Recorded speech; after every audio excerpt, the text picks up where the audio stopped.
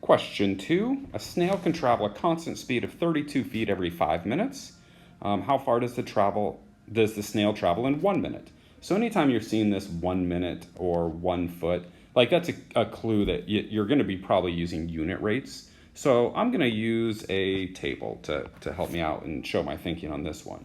And so on the left, I'm going to say feet. On the right, I'm going to put minutes. You could have done it the other way, and that would have been fine too.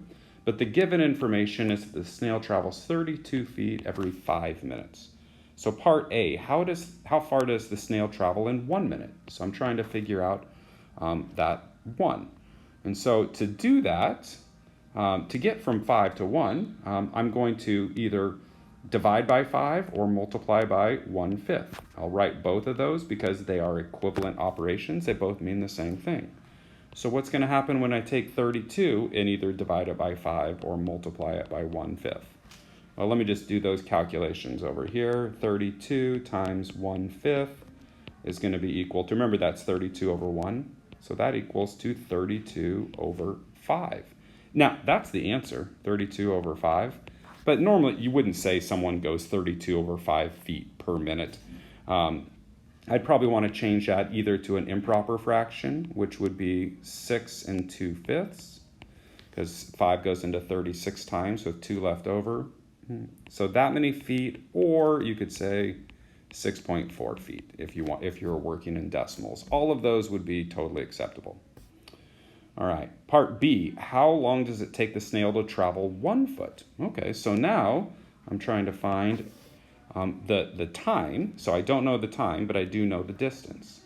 So how far is it going to take? If I want to go from 32 down to 1, well, same thing, either divide by 32 or multiply by 1 over 32. So I've got to do the same thing to the 5, and if I did 5 times 1 over 32, well, that's just going to equal 5 over 32. And that would be a perfectly acceptable answer, 5 over 32 feet.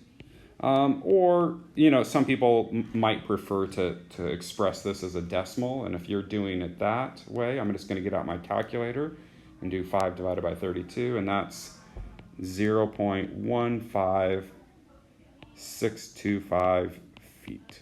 So either one of those answers is fine.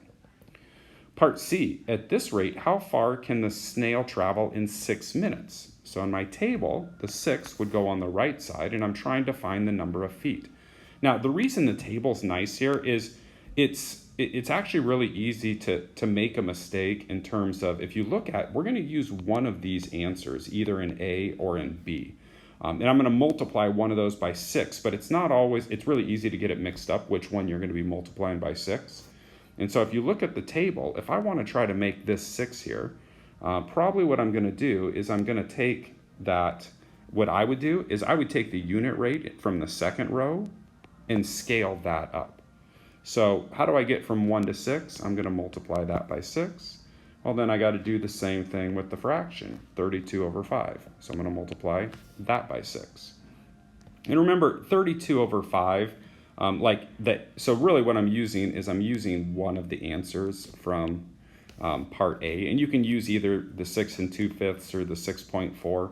Honestly, I think probably the 6.4 would be the easiest. So I'm going to take 6.4 times 6, and that's where I would get out my calculator. 6.4 times 6, that's equal to 38.4 feet. So that's, and I'll add that into my table, 38.4 feet. That is how far the snail would travel in 6 minutes.